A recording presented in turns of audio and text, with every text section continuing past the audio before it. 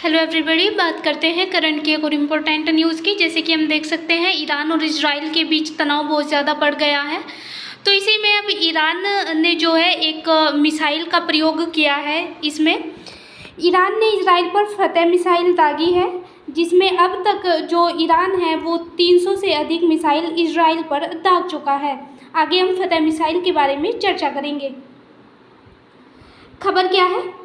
खबर है ईरान ने इजराइल के खिलाफ फतेह-1 मिसाइल का इस्तेमाल किया है। Islamic revolution guards corps IRGC ने ऑपरेशन ट्रू प्रॉमिस थर्ड में फतेह हाइपरसोनिक मिसाइल का इस्तेमाल किया है। यानी जो ईरान के द्वारा ये ऑपरेशन ट्रू प्रॉमिस थर्ड चलाया गया था, इसमें ईरान ने इजराइल के खिलाफ फतेह-1 मिसाइल को दागा है।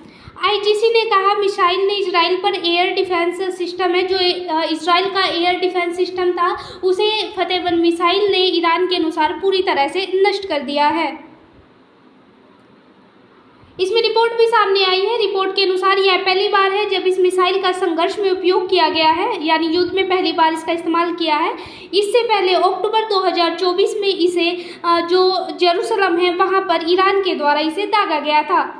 विशेषज्ञों का कहना है कि जो फतेह-1 मिसाइल है, इसका इस्तेमाल जो है वो दावा जो ईरान कर रहा है कि इजराइल पर फतेह-1 मिसाइल दागी गई है ईरान के द्वारा, तो यह संकेत दे रहा है। विशेषज्ञ कह रहे हैं कि इससे जो पश्चिमी एशिया है वो एक बार फिर जंग की ओर बढ़ रहा है।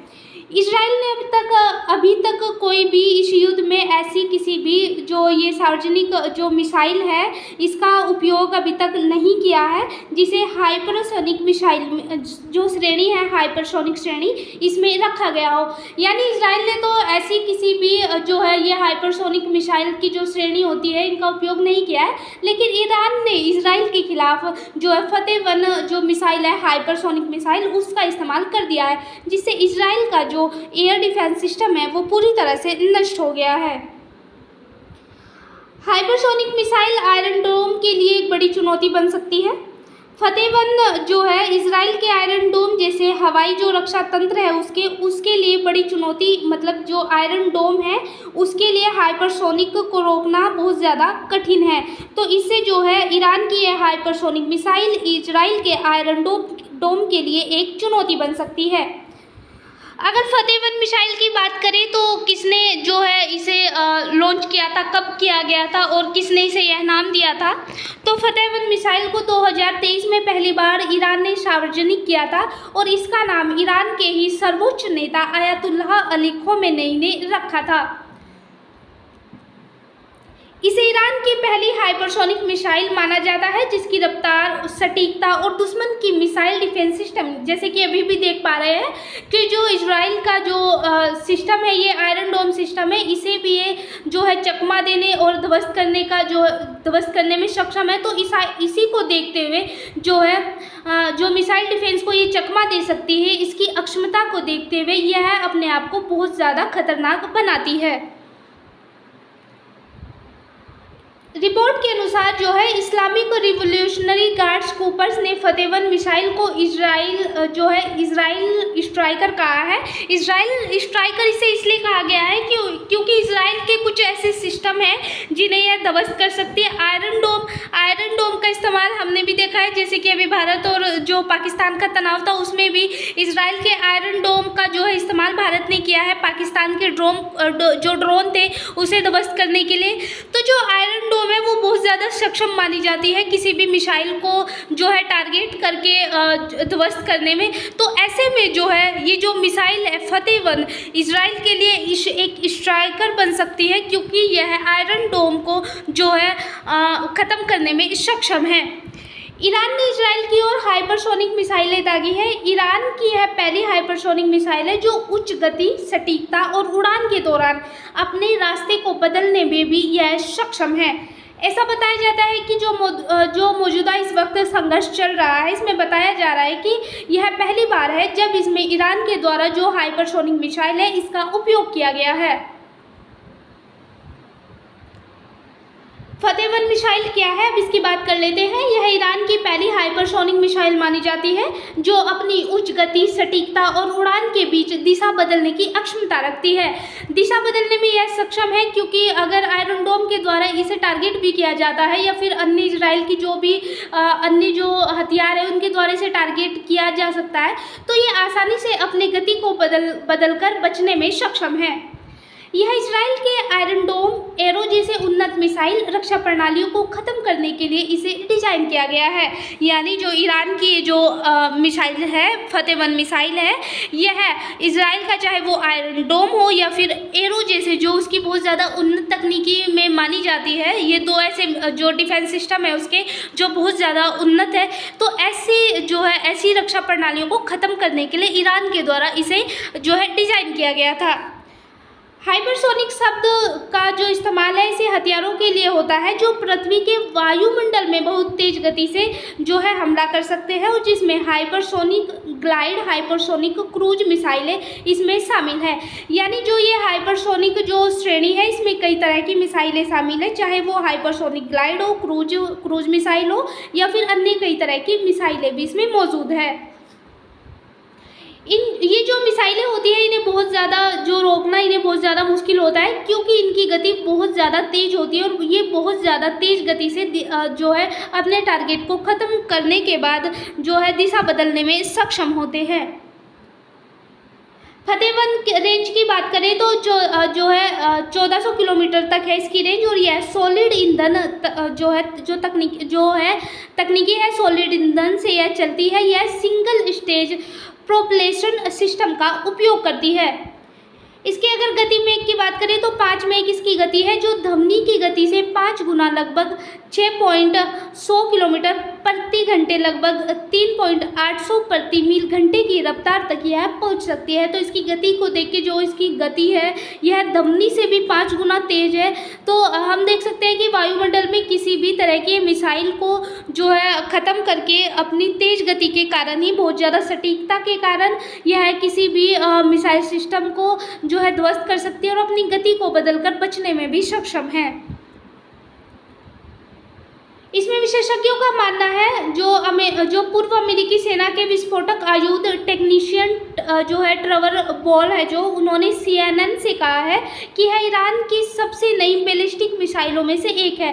अगर इसका प्रयोग होता है, जैसे कि अभी माना जा रहा है कि ईरान है उसने इजराइल के खिलाफ इसका प्रयोग किया है, तो ये टेक्नीशियन है, जो विशेषज्ञ है, ये कह रहे हैं कि अगर इसका प्रयोग अधिक होता है तो इजराइल में बहुत ज़्यादा आर्थिक नुकसान हो सकता है, बहुत ज़्यादा लोगों की मृत्यु हो सकती है। आर्थिक नुकसान के साथ इजराइल को जनहानि भी बहुत ज़्यादा हो सकती है और भविष्य में इजराइल को बहुत कुछ खोना पड़ सकता है। फतेह 1 मिसाइल अगर इसकी प्रकार की बात करें तो हाइपरसोनिक मध्यम दूरी की है, बैलिस्टिक मिसाइल है, ईरान ने इसका आविष्कार किया था।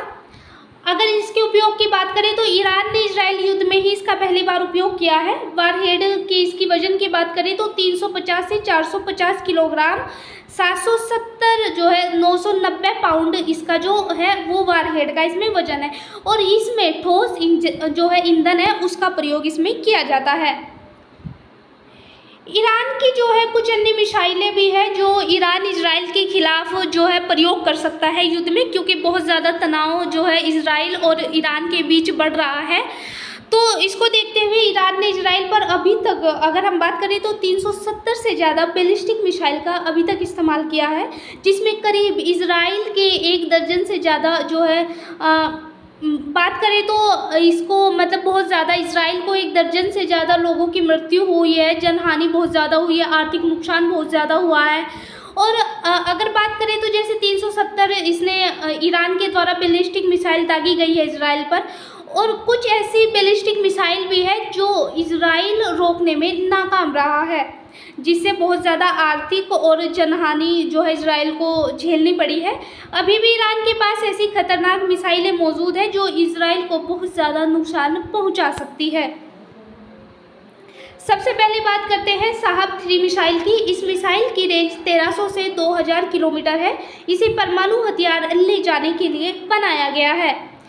ईरान के पास परमाणु हथियार नहीं है, क्योंकि अगर हम बात करें ईरान के परमाणु हथियारों की तो अमेरिका और जो इजराइल है उसने जो है प्रतिबंध लगा रखे हैं। अगर हम खास तौर पर अमेरिका की बात करें तो अमेरिका जो है ईरान के परमाणु हथियार बनाने के हमेशा से खिलाफ रहा है, क्योंकि उसका जो है उसकी जो मानसिकता है वो हमेशा से सोचता है कि अगर ईरान ने जो है परमाणु हथियार बना लेता है तो जो पश्चिमी क्षेत्र है वहाँ पर ईरान अपनी जो है अपना जो अधिकारक क्षेत्र है उसे बढ़ा सकता है, जो सैन्य अधिकारक क्षेत्र है पश्चिम में उसे बढ़ा सकता है। तो ईरान और इजराइल और अमेरिका है वो हमेशा से ईरान के परमाणु हथियार को बनाने पर रोक लगाता आ रहा है। तो ऐसे ही जो है इसके पास यानी ईरान के पास परमाणु हथियार तो नहीं है, लेकिन वह मैक्सिमम वारहेड के साथ इसे लॉन्च कर सकता है। इजराइल तक सीधे पहुंचने में यह मिसाइल सक्षम है, जो सबसे पुरानी विश्वसनीय मिसाइल है, और इस मिसाइल को उत्तर कोरिया की जो नोडोंग मिसाइल है यह मिसाइल जो है इस पर ही आधारित होकर बनाई गई है। बात करते हैं सजिल 2 मिसाइल की। यह एक हाइपरसोनिक मिसाइल है। इस मिसाइल की जो है रेंज की बात करें तो 2000 से 2500 किलोमीटर है। यह 2 स्टेज सॉलिड फ्यूल मिसाइल है। यह 40 जो यह मिसाइल है यह बहुत ज़्यादा मतलब अगर इसे लॉन्च किया जाता है तो बहुत ज़्यादा कम टाइम ये लॉन्च होने में लेती है।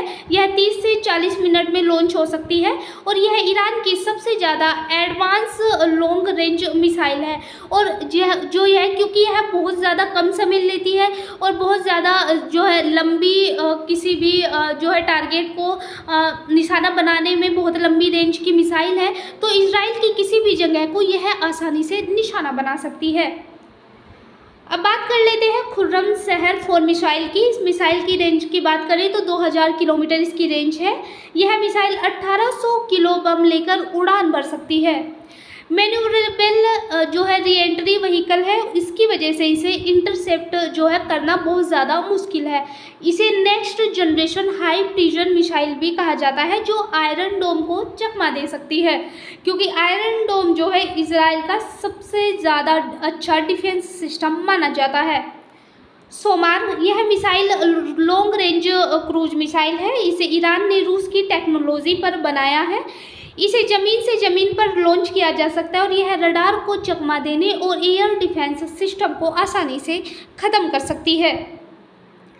तो कुछ ऐसे जो है मिसाइलें हैं ईरान की जो इजराइल के लिए खतरा बन सकती है, जैसे कि अभी भी हमने देखा है कि जो फतेह 1 मिसाइल ईरान के द्वारा दागी गई है तो उसने आर्थिक रूप से बहुत ज़्यादा नुकसान इजराइल को पहुंचाया है, जिसमें जनहानि भी हुई है।